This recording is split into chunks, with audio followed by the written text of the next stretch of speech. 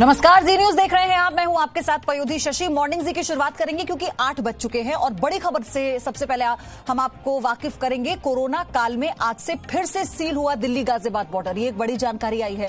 गाजियाबाद में बढ़ते corona virus संक्रमण को देखते हुए जिला प्रशासन ने ये बड़ा फैसला लिया है। सिर्फ पास वालों को ही जिले में प्रवेश की अनुमति होगी। माल ढुलाई, बैंकिंग सेवाओं और आवश्यक वस्तुएं लाने ले जाने वाली गाड़ियों को पास लेकर चलना जरूरी होगा। बॉर्डर पर तैनात पुलिस पूछताछ कर सकेगी। पुलिस पास चेक करेगी और जब आश्वस्त होगी तभी किसी को गाजियाबाद में प्रवेश दिया जाएगा। हालांकि doctor, paramedical staff, police, bank कर्मियों को पास की जरूरत नहीं होगी। इन लोगों को अपना परिचय पत्र ही दिखाना काफी होगा। एम्बुलेंस बिना किसी रोक टोक के आ जा सकेगी। भारत सरकार में काम करने वाले उप सचिव और उसके अपर के अधिकारियों को भी परिचय पत्र के आधार पर ही आने जाने की अनुमति होगी। तो फिलहाल ये बड़ी जानकारी है क्योंकि दिल्ली गाजियाबाद बॉर्डर फिर से सील कर दिया गया है। गाजियाबाद में बढ़ते मामलों को देखते हुए प्रशासन की तरफ से, सरकार की तरफ से कदम उठाया गया। रूफी जैदी मेरी सहयोगी जुड़ चुकी है मेरे साथ। रूफी, लोग क्योंकि बड़ी संख्या में बॉर्डर एरिया में पहुंच ही रहे हैं, अभी वहां पर क्या तस्वीर आप देख पा रही हैं? पयोधी सुबह के 8 बजे हैं और इस वक्त की तस्वीर आप देखिए कि किस तरह से यहाँ पर आपको गाड़ियों की लंबी कतारें जो हैं वो नजर आएंगी। पुलिसकर्मी आपको लोगों को बात करते हुए भी नजर आएंगे क्योंकि यहाँ पर जो एक एक गाड़ी है उससे ये वेरीफाई किया जा रहा है कि उसके पास वैलिड पास या फिर वैलिड आईडी प्रूफ है या नहीं। और तमाम जो गाड़ियाँ हैं उसमें चेकिंग की जा रही है और जब पुलिस वाले आश्वस्त होते हैं उसके बाद ही उन्हें बॉर्डर पार करने की इजाजत यहाँ से लोगों को दी जाती है। और जिनके पास वैलिड पास नहीं है, ये देखिए तस्वीर में जिस तरह से अभी आप देख रहे होंगे कि एक ये जो सफेद गाड़ी है इसे वापस भेजा जा रहा है पुलिस कर्मियों द्वारा क्योंकि इसके पास वैलिड पास या आईडी नहीं है। उनको वापस इस तरह से आज सुबह से ही किया जा रहा है। हम सुबह 6 बजे से यहाँ पर मौजूद हैं और सुबह 6 बजे से ही आपको जो लंबी कतारें थी वो नजर आने लगी थी और अब जो भीड़ है वो लगातार बढ़ती जा रही है क्योंकि जिस तरह से एक एक गाड़ी को रोक रोक के चलाया जा रहा है उसकी वजह से जो कतार है वो लगातार दिल्ली यूपी बॉर्डर पर लगातार लंबी होती जा रही है और यहाँ पर एक एक जो गाड़ी है उसको चेक किया जा रहा है। और साथ ही साथ पयोधी, अगर कोई पैदल भी इस बॉर्डर को पार करने की कोशिश कर रहा है तो उन लोगों को भी बिना पास के इजाजत नहीं दी जा रही। और हमने सुबह से ही देखा कि जो लोग पैदल इस बॉर्डर को पार करने की कोशिश कर रहे थे, जिनका ये कहना था कि हम गाजियाबाद में काम करते हैं और दिल्ली में रहते हैं, हमें जाने की इजाजत दे दी जाए, उनको भी वापस आज भेज दिया गया। उससे पहले अक्सर ये देखने को मिलता था कि जो लोग पैदल क्रॉस करने की कोशिश करते थे, जो लोग काम करते हैं, उनको इजाजत मिल जाती थी, उनको इस तरह से रोका नहीं जाता था। लेकिन आज उनको भी रोका जा रहा है और आज ये जो बॉर्डर है ये पूरी तरह से सुबह से ही सील कर दिया गया है। जिन लोगों के पास सिर्फ पास है या वैलिड आईडी प्रूफ है उनको ही अंदर जाने की इजाजत दी जा रही है, उनको भी बॉर्डर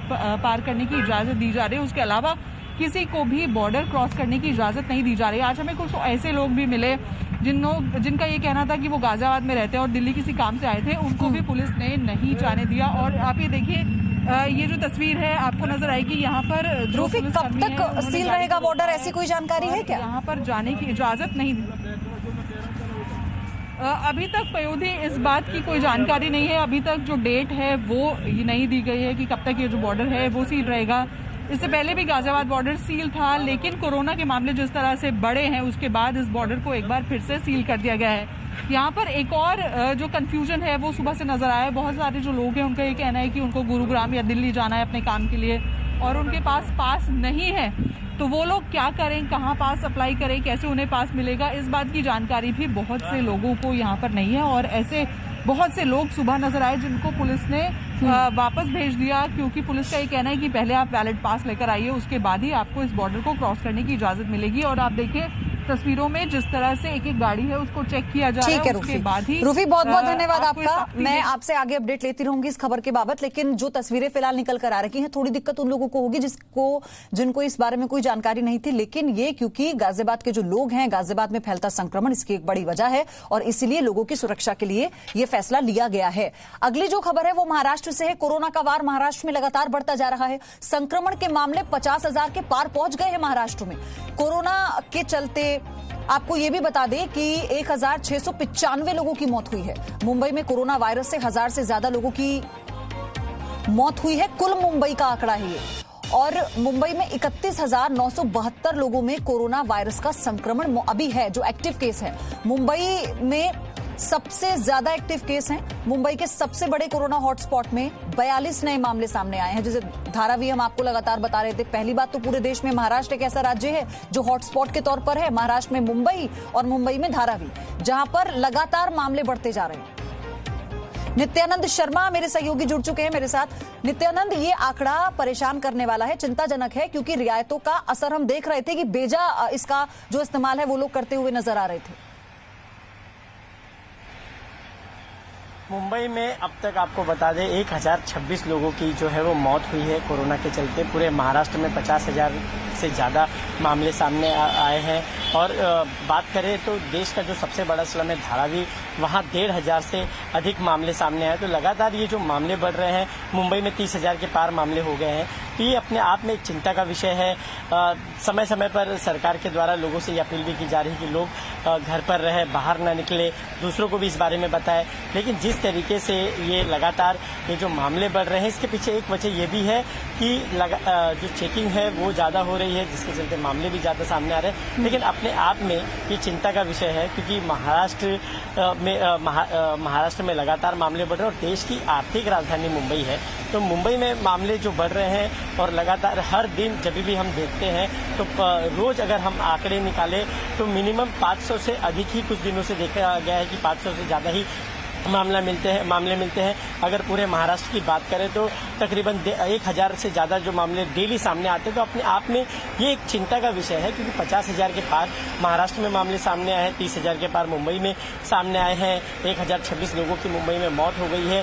देश के सबसे बड़ा जो स्लम है धारावी में, वहाँ 1,500 के पार जो है कोरोना के मामले सामने आए हैं। तो अपने आप में ये एक चिंता का विषय है। यानी साफ तौर पर देखें तो ये कोरोना का कहर जो है वो महाराष्ट्र में थमने का नाम ही नहीं ले रहा है। नित्यानंद, एक चैलेंज ये भी तो है ना कि भाई हवाई यात्रा की शुरुआत हो चुकी है, रेल यात्राओं की शुरुआत हो चुकी है, श्रमिक स्पेशल ट्रेनें जो चल रही हैं लोगों के लिए, लेकिन अभी लोगों को सावधान होने की जरूरत इसलिए भी है क्योंकि रियायतों का जो इस्तेमाल है वो बिना वजह कर रहे हैं, घरों से निकल रहे हैं। हमने तस्वीरें मुंबई की देखी थी जहां पार्क में लोग इकट्ठा होते हुए नजर आ रहे थे। जी बिल्कुल, रियायत का हम ऐसा कहेंगे कि सब तो नहीं, लेकिन जो कुछ लोग हैं जो रियायतों का गलत फायदा उठा रहे हैं, तो ऐसे में ऐसे लोगों की वजह से दूसरों को भी तकलीफें बढ़ जाती है। ये लोग खुद को तो अब तकलीफ में डालते ही हैं, लेकिन अपनी वजह से दूसरे लोगों को भी तकलीफ में डालते हैं। अमूमन कुछ जगहों पर ये भी देखने मिल रहा है कि लोग जो है सुबह सुबह जॉगिंग करने निकल जाते हैं, जबकि प्रशासन की तरफ से ये कहा जा रहा है कि जो भी जो कंटेनमेंट जोन है वहाँ लोग एहतियात बरतें। और साथ ही साथ जो है सरकार की तरफ से पूरी कोशिश की जा रही है कि मामले पर जल्द से जल्द जो है कंट्रोल में लाया जाए। लेकिन जिस तरीके से आपने ये जो सवाल किया, ये बिल्कुल सही है कि रियायत जो मिल रही है, तो ऐसे में कुछ लोग उसका जो है गलत फायदा उठा रहे हैं। तो ये अपने आप को तो तकलीफ में डाल रहे हैं, दूसरों को भी तकलीफ में डाल रहे हैं। लेकिन सबसे बड़ी दुख की बात है कि लगातार ये जो मामले बढ़ रहे हैं अपने आप में चिंता का विषय है। लगातार नित्यानंद, बहुत बहुत धन्यवाद आपका, बहुत बहुत धन्यवाद आपका सारी जानकारी साझा करने के लिए, क्योंकि हम सिर्फ दर्शकों को ये बताना चाहते हैं, ये अपील करना चाहते हैं कि देखिए जिन जिन राज्यों के ये आंकड़े हैं या फिर भारत के जब आंकड़े आते हैं पिछले 24 घंटे के, वो हमें सावधान करने के लिए हैं। और मुंबई में जिस तरह से हाल बना हुआ है, धारावी का जो हाल है, पूरे महाराष्ट्र में किस तरह से केस बढ़ रहे हैं, ये महाराष्ट्र के लोगों को और सावधानी बरतने के लिए एक चेतावनी है। देश भर में लॉकडाउन 4.0 खत्म होने में महज 5 दिन बचे हैं, लेकिन इससे पहले ही राजस्थान सरकार ने सूबे की जनता को कई तरह की छूट की सौगात दी है। राजस्थान सरकार ने सूबे में पान, गुटखा, तंबाकू की बिक्री शुरू करने का फैसला किया। हालांकि सरकार ने साफ कर दिया कि कोई भी व्यक्ति इन चीजों का उपयोग सार्वजनिक स्थलों पर नहीं कर सकेगा। आदेश के मुताबिक सार्वजनिक स्थलों पर थूकना अभी भी दंडनीय अपराध है। इसके साथ ही रेड जोन में सार्वजनिक पार्क, टैक्सी और कैब सेवा को भी मंजूरी दे दी गई है। हालांकि इस दौरान सोशल डिस्टेंसिंग और सैनिटाइजेशन जैसे प्रोटोकॉल का पालन जरूरी होगा। यही नहीं, गहलोत सरकार ने हाथ रिक्शा, खाने की छोटी दुकानें, जूस, चाय और दूसरे सामान बेचने वाली दुकानों को भी छूट दे दी है। हालांकि इस दौरान साफ सफाई, सोशल डिस्टेंसिंग का पूरा ख्याल रखना होगा। सरकार ने रेड जोन इलाकों में सुबह 7 बजे से शाम 7 बजे तक सार्वजनिक पार्कों को खोलने की भी मंजूरी दे दी है। राजस्थान सरकार ने ये छूट देने का फैसला ऐसे समय में किया जब सोमवार को सूबे में कोरोना वायरस के 272 नए केस सामने आए थे और 4 लोगों की मौत हुई थी। सूबे में अब तक कुल संक्रमित लोगों की जो संख्या है वो 7300 को पार कर चुकी है और जबकि मरने वालों की जो संख्या है वो 167 हो गई है।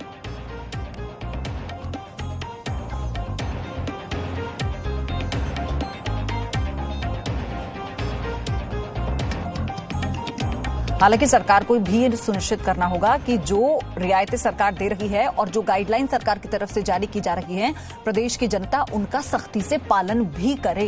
लॉकडाउन 4.0 में दिल्ली मेट्रो को शुरू करने की अब तैयारी है। कोरोना संक्रमण को देखते हुए जरूरी इंतजाम के साथ कल से दिल्ली मेट्रो शुरू हो सकती है। दिल्ली मेट्रो के सूत्रों के मुताबिक आज से कर्मचारियों को काम पर बुलाया गया है। आज सभी मेट्रो कर्मचारियों को दी जा सकती है जरूरी जानकारी। मेट्रो ने यात्रियों के बैठने के लिए सीटें भी निर्धारित की हैं। लॉकडाउन की वजह से बीते 22 मार्च से ही दिल्ली मेट्रो का परिचालन ठप है। कविता शर्मा जुड़ चुकी है मेरी सहयोगी। कविता, क्या मेट्रो अब पूरी तरह से तैयार है? मेट्रो प्रशासन की तरफ से जिन तैयारियों का दावा किया जा रहा था, क्या अब ये माने कि सुचारू रूप से लोग इसमें सफर कर पाएंगे? पयुजी, बिल्कुल। देखिए, डीएमआरसी की तैयारी 18 मई को ही पूरी हो गई थी लॉकडाउन 4.0 की शुरुआत से पहले, लेकिन मेट्रो को हरी झंडी केंद्र सरकार की ओर से नहीं मिली थी। लेकिन जो तैयारियां हैं वो लगभग पूरी हो गई हैं। डीएमआरसी का कहना है कि 24 से 48 घंटे का अगर उन्हें नोटिस दिया जाता है तो उसके बीच में ही वो अपनी संचालन की प्रक्रिया के लिए तैयार है पूरी तरीके से। इसके बाद जो ट्रेन और फ्लाइट का ऑपरेशन शुरू हुआ है, उसके बाद अब लोगों में भी उम्मीद जग रही है कि मेट्रो की यात्रा वो दोबारा शुरू होगी, क्योंकि ट्रैफिक का लगातार बोझ पड़ रहा है। दिल्ली की अगर हम बात करें, खासतौर पे बस, ऑटो, टैक्सी शुरू हैं, लेकिन ये बड़ी कम तादाद में है। इसकी फ्रिक्वेंसी कम है क्योंकि सोशल डिस्टेंसिंग को मेंटेन करना है। इसी के साथ 14,000 जो कर्मचारी हैं उनको अब काम पर वो लौट आएंगे। डीएमआरसी में मंगलवार से इसकी शुरुआत हो जाएगी। रोटेशन पर ये काम करेंगे। लेकिन देखिए, 31 मई से पहले ये कहा जा रहा है कि मेट्रो को शुरू करने के लिए केंद्र सरकार की ओर से हरी झंडी मिल सकती है, क्योंकि दिल्ली सरकार पूरी तरीके से सकारात्मक है। मेट्रो की शुरुआत के लिए सारी अरेंजमेंट हो चुके हैं।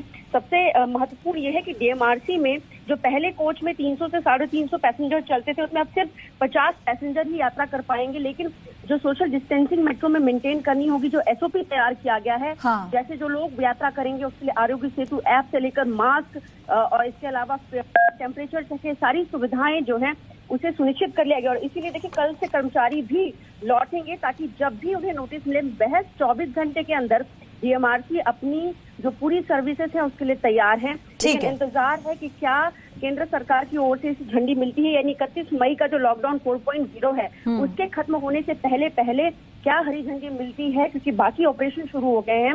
ऐसे में अब लोगों की उम्मीदें हैं और मेट्रो की तैयारी पूरी है। बहुत बहुत शुक्रिया, बहुत बहुत धन्यवाद आपका दर्शकों तक ये जानकारी पहुंचाने के लिए। और तस्वीरों में देखकर भी आप समझ गए होंगे कि सोशल डिस्टेंसिंग को लेकर और साथ ही लोगों को सैनिटाइज करने को लेकर कैसे नई गाइडलाइंस मेट्रो की तरफ से अपनी है, जो लोगों को फॉलो करनी होंगी अगर आपको मेट्रो में सफर करना है तो।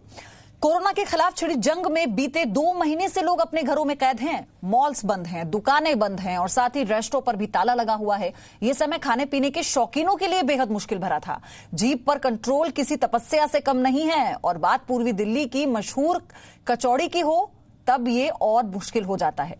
गणेश कचौड़ी भंडार की कचौड़ियों का जायजा हर दिल्ली वाले की जुबान पर इसके जायके का स्वाद रहता है। लॉकडाउन ने इस जायके पर भी ताला जड़ दिया था। दिल्ली के लोग इस कचौड़ी के स्वाद को खूब मिस कर रहे हैं। लॉकडाउन 4.0 में दिल्ली सरकार ने छूट का पिटारा खोला तो उसमें रेस्टोरेंट्स के साथ गली मोहल्लों और चौक चौराहों पर भी लगने वाली खाने पीने की दुकानों को भी खोलने की छूट मिली। और देखिए किस तरह से ये रौनक नजर आ रही है।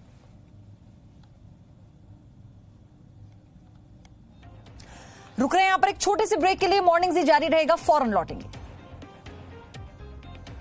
No signal, no worry. Presenting Z News app with live TV, latest updates and expert opinion. Available on Google Play and App Store. Download it now.